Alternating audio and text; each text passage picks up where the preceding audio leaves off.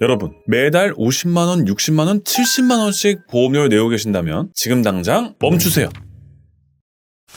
여러분, 보험이 반드시 필요하다고 생각하시는 분들도 계시고 굳이 필요 없어 라고 생각하시는 분들도 계시죠. 대한민국 국민이라면 누구나 받을 수 있는 공짜 보험 혜택이 있다는 거 알고 계셨나요? 이 사실을 모르는 분들이 정말 너무 많습니다. 그래서 필요 이상으로 보험에 가입하고 매달 수십만 원씩 보험료를 내느라 힘들어 하시는 거죠. 오늘 이 영상 하나면 달라질 수 있습니다. 지금부터 제가 말씀드리는 내용만 제대로 알고 계셔도 꼭 필요한 보험만 준비하고 나머지 돈은 아껴서 모으실 수가 있거든요. 실비보험 없으면 병원비 감당 못하는 거 아니야? 3대 진단비는 필수 아닌가? 아닙니다. 경제적으로 어려워도 실비보험도 못 들었다고 너무 걱정하시는 분들도 계시는데요. 그렇게까지 불안해하지 않으셔도 괜찮아요. 우리나라는 과도한 병원비 때문에 국민이 파산하는 걸 막아주는 장치가 있거든요. 그게 뭔지 지금부터 하나씩 알려드릴게요. 끝까지 보시고 구독과 좋아요도 꼭 눌러주세요. 보험 광고는 손해보험 광고 심의 기준을 준수하였으며 유효기간은 심의일로부터 1년입니다. 여러분, 대한민국 국적을 가진 분들이라면 국민건강보험에 자동으로 가입되는데요. 건강보험 대상자는 크게 직장가입자와 지역가입자로 나뉩니다. 직장에서 4대 보험 떼시는 분들은 직장가입자로, 프리랜서나 4대 보험이 없는 분들은 지역가입자로 자동가입되는 거죠. 국민건강보험은 개인이 혼자 감당하기 힘든 건강 위험을 국민 모두가 함께 대비해서 국가가 건강을 보장해주는 제도인데요. 우리가 매달 내는 건강보험료랑 국가지원금으로 운영되고 있습니다. 이 국민건강보험은 국가가 법으로 운영하는 공적 보험이라서 내가 싫다고 안 낼 수도 없고요. 강제 가입이라 선택의 여지는 없는데요. 대신 보험료는 개인의 소득이랑 재산을 고려해서 정해집니다. 이런 점에서 개인이 선택하는 실비보험과는 다르다고 볼 수 있습니다. 그럼 국민건강보험과 실비보험의 차이를 좀 더 자세히 볼게요. 실비보험은 개인이 원하면 가입하는 거라서 강제성이 전혀 없습니다. 보험료는 나이랑 성별로 기본값이 정해지고요. 보험회사 손해율에 따라 계속 오르거나 내리거나 갱신되는 구조입니다. 보장 영역도 다릅니다. 병원에서 진료를 받고 나면 영수증에 급여랑 비급여로 나뉘어져 있고 급여는 다시 공단 부담금이랑 자기 부담금으로 나뉘어져 있습니다. 국민건강보험은 급여 중에서 공단 부담금을 커버해주고요. 실비보험은 급여 중 자기 부담금이랑 비급여 전체를 자기 부담금을 제외하고 보장을 해줍니다. 실비는 가입 시기에 따라 급여는 최대 100%에서 80%까지 비급여는 100%에서 70%까지 보장받을 수 있습니다. 그럼 여기서 급여랑 비급여가 정확히 무엇일까요? 급여는 국가에서 정해준 표준 치료 방법들이고요. 비급여는 최신 치료법이나 신약, 새로운 의료기술 같은 게 보통은 포함됩니다. 이렇게 두 보험이 보장하는 영역이 다르니까 국민건강보험에 실비보험까지 더하면 병원비 부담을 줄일 수 있는 건 맞습니다. 그래서 실비보험이 있으면 좋긴 하지만 없다고 해서 심각하게 걱정하실 필요는 없다는 거예요. 한번 생각을 해볼게요. 우리가 왜 보험에 가입하려는 걸까요? 감기에 걸렸을 때 병원비 몇만 원 받으려고 매달 수십만 원씩 내는 건 아니잖아요.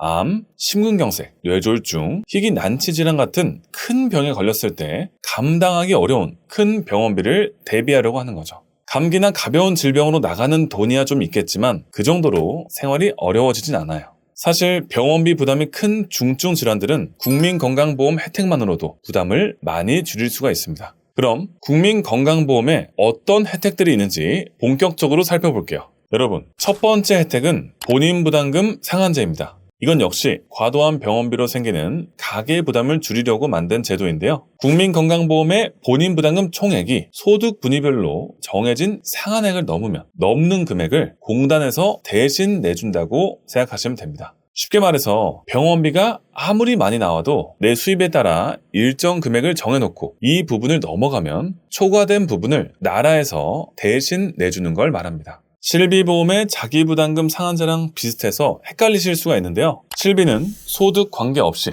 200만 원이 넘으면 보험회사가 내주는 거고요. 국민건강보험은 소득에 따라 상한액이 다르게 정해져 있습니다. 위표를 볼게요. 1분위는, 2분위는, 9분위, 10분위. 예를 들어서 내가 올해 병원비로 800만 원을 썼어요. 그리고 나는 1분위에 해당된다고 해볼게요. 그럼 800만 원에서 공단이 부담하고요. 나는 5천만 원만 내면 되는 거예요. 5천만 원을 썼든 1억을 썼든 1년간 내가 부담하는 병원비는 최대 한도인 셈인 거죠.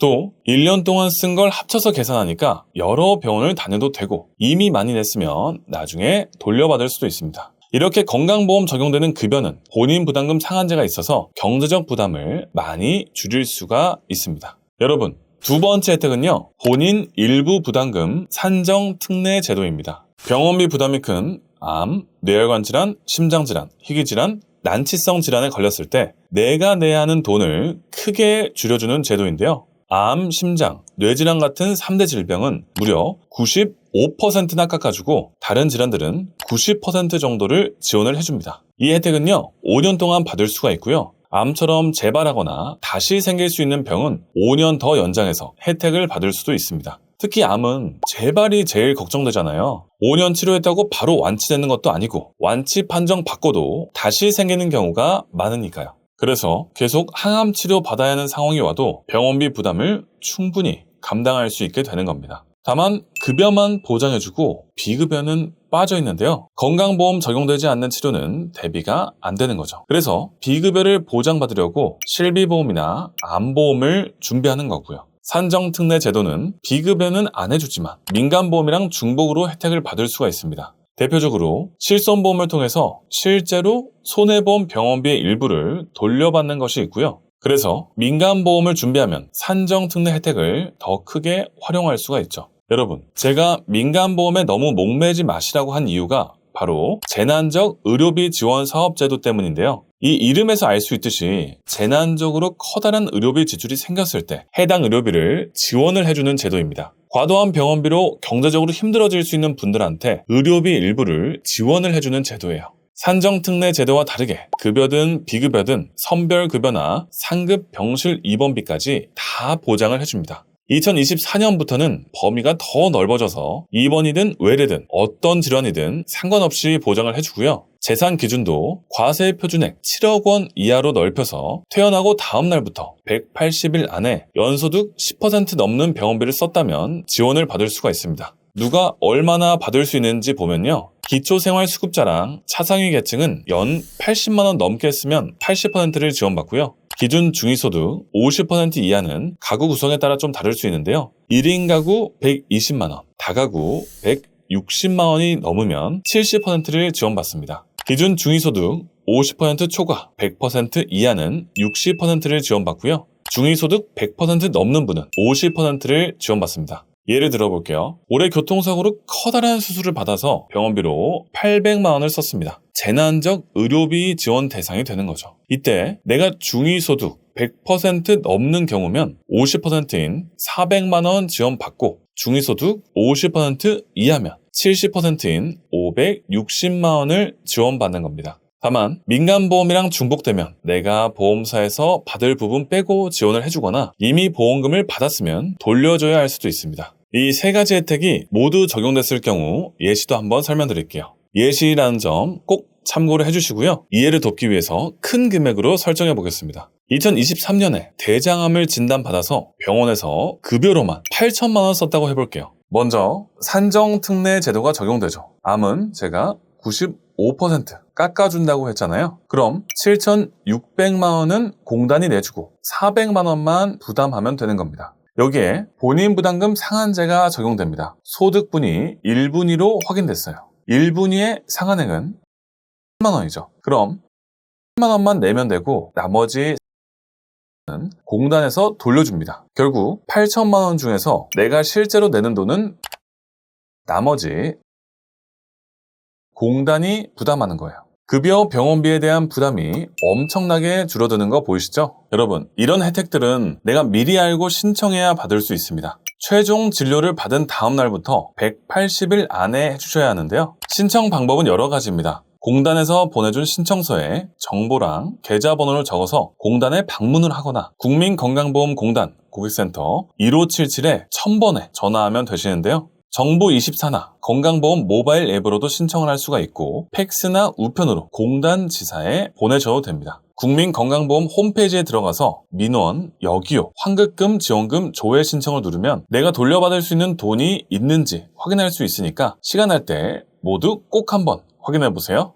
여러분, 지금까지 국민건강보험의 3가지 혜택을 알아봤는데요. 제가 보여드린 것처럼 급여는 국민건강보험만으로도 부담을 많이 줄일 수 있습니다. 하지만 문제는 비급여입니다. 재난적 의료비 지원이 있다 해도 80% 지원받으면 8천만 원 중에 1,600만 원은 내가 내야 하거든요. 그래서 제가 민간보험에 목숨을 걸 필요는 없지만 실손보험만큼은 준비하는 게 좋다고 말씀을 드린 겁니다. 실손보험이 갱신형이라 처음엔 싸다가 나중에 비싸진다고 걱정하시는데요. 3세대까지는 보험회사 손해율에 따라서 비급여 보험료가 많이 올랐지만 4세대부터는 차등제가 생겨서 다른 사람 청구랑 상관없이 내가 1년에 쓴 비급여만큼만 오르고 1년이 지나면 초기화돼서 인상폭이 크지 않습니다. 그래서 최소한만 준비하고 싶으시다면 급여는 국민건강보험으로 대비를 하시고요. 비급여는 실손으로 대비하시면 부담을 상당히 줄이실 수 있을 거예요. 여러분, 보험을 너무 많이 드는 건 국민건강보험 혜택을 몰라서일 수도 있어요. 이런 혜택을 알고 보험을 살펴본다면 생각보다 보장 못 받는 부분이 크지 않다는 걸 알 수 있거든요. 그러니까 보험료를 50만 원, 60만 원, 70만 원 이렇게 내지 마시고 내가 보장받을 수 있는 부분과 없는 부분을 구분해서 못 받는 부분만 최소한의 보험으로 효율적으로 보장을 받으시면 됩니다. 영상을 보시고 궁금하신 점이 있다면 카카오톡 채널 보험청년으로 연락주세요. 친절한 상담 도와드리겠습니다. 앞으로 숨겨진 꿀팁, 쉽고 재밌는 내용으로 찾아뵙도록 하겠습니다. 영상 도움이 되셨다면 구독과 좋아요, 알람 설정, 공유 부탁드려요. 지금까지 보험청년이었습니다. 감사합니다.